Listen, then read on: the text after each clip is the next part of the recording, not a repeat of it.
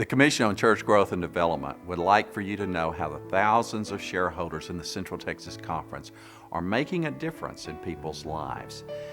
You are about to see three families, one of them that goes here to El Buen Samaritano, who all attend New Church Starts. Well, I want you to listen and see how donations to this program have started new churches that are truly changing lives. I grew up in church, so church to me was, something you always did. I was going to a Baptist church at the time, but for people that don't know, it's really difficult when you're not equally yoked. It's hard, and I would go to church 2 Sundays and miss a Sunday, and then drag the kids and go 1 Sunday and miss a Sunday. So I was not as into it as I should have been and wanted to be, because the weekends are pretty much family time, and I would spend it going to church and Ken would spend it watching football or doing whatever, fishing or something. So it was complicated. It was hard. Even though building Abundant Life is a very tasking thing, it has been hard to do. It's fun. We're having a great time doing it, but I don't think we could have survived it had we both not been on the same page in our marriage with Christ. I don't think it would have worked out, because it is tasking. One of our first private meetings, one-on-one with Pastor Dalco, he had said something to me that I had never heard before, because I was always intimidated by church. And one of the first things he told me is that God's he's gonna take you along this path. He's gonna be there with you, and he's not gonna skip you over nothing. You're gonna walk the path. Well, I was baptized for the very first time, and it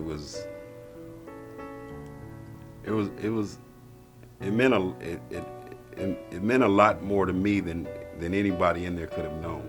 It's working.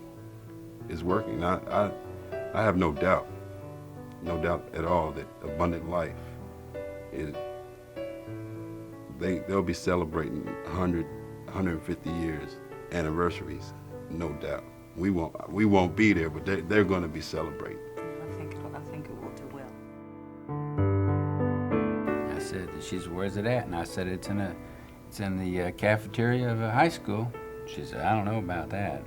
Because I was raised Catholic and used to the big cathedral and the whole shebang. So when we went to Community of Hope, it was like I just was expecting it, And I think I've said to people that I was thinking, a cafeteria, how are you going to find God in a cafeteria? And that's my good way of explaining it. But since the cafeteria experience, I find him everywhere. I find him in my utility room. I find him in the car, on the lawnmower, just you name it. He's there. So cafeteria or a gymnasium, or it doesn't matter. Church is the people and the experience you feel and the warmth you get from it. We just stopped going to church for a while, and until Bob asked me to come to COH a year ago, we were not going to church, and we very much needed it. And then the experience of a year ago, finding out that she had cancer.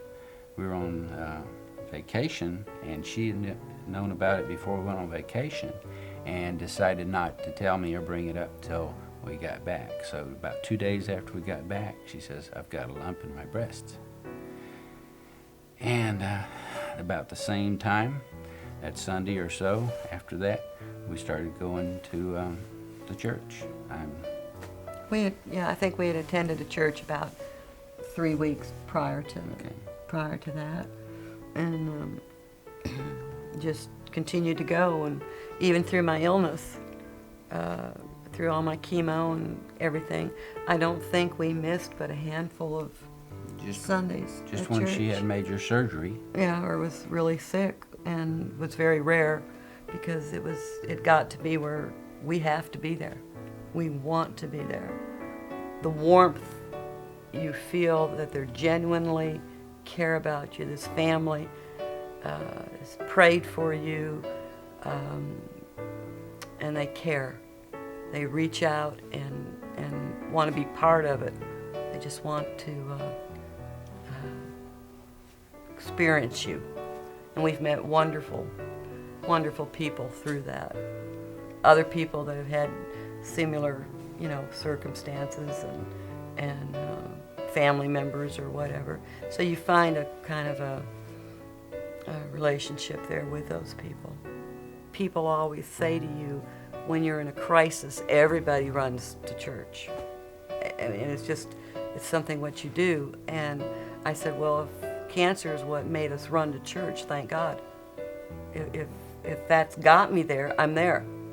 We're having a better life together, just me and her too. And I don't know, it's a combination of the cancer and the church, but we say I love you many times a day, whereas we didn't used to do that. We've been married 38 years, and I think our marriage has been renewed also, and just like our renewal with the church. Really, this is the first time in our lives that we've really committed ourselves to a church, and we're happy being there. Well, actually, I never thought I'd be in the church, for my part. My wife, she always, his family is a Methodist. Yeah. But I didn't know about that one. My family, he was Catholic, and I had a bad, something bad in the church, and I throw away everything.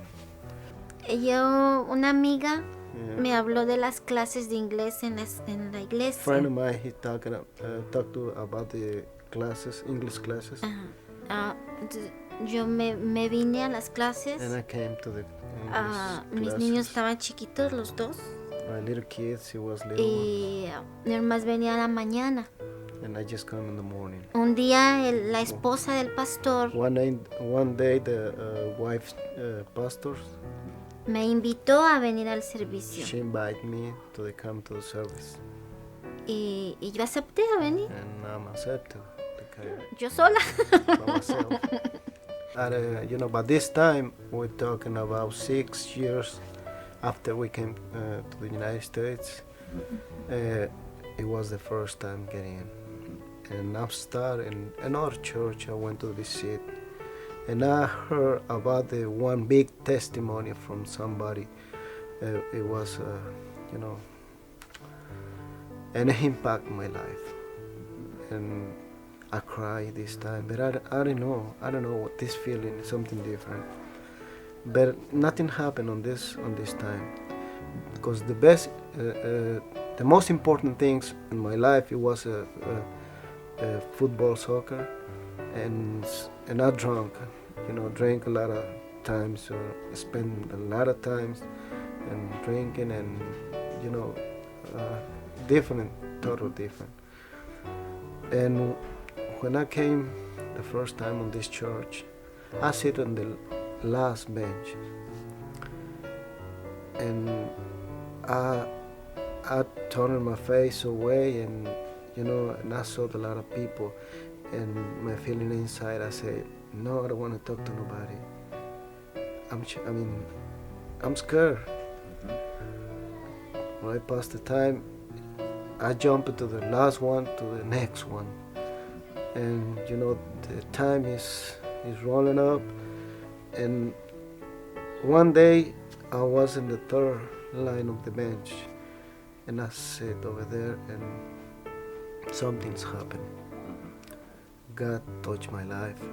I read, the Bible every day, like I never done. Open my Bible and open, and I start to read in Matthew, and I don't finish one chapter, and I cry. And I didn't finish in the second day, and cry. And I said, something different, but I like it. Part of the life on the church, I'm a help of my pastor. I try to help the most of the time that I can, and my family all together, my son, they come with me, and the whole family try to help us whatever we can do it. And the worship, we play the music. My wife, she's singing. My old kid, he play. God give us a good. He touch his fingers. He touch his hands. Touch his mind. He's a new person. As humble and I don't know. I can describe what my wife is really humble too, and I'm drummer. I just play the drummer. I don't know about this, but I try to do with all my heart. And I said, Jesus Christ, that's all that I can do it. But I try to do the best that I can. I hope that these 3 testimonies have shown you how lives are being changed by the ministry of Church Growth and Development.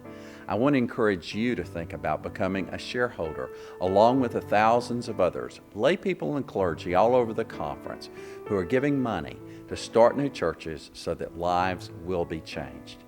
The monies from Offer Them Christ, our capital funds campaigns, are paying for half of the purchase of land and for a down payment on their first units of new churches.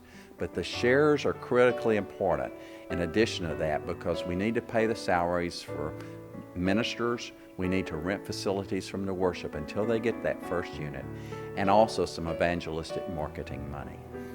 Come and join us as we seek to continue to make a difference in God's kingdom in Central Texas and be a part of the movement that is changing lives.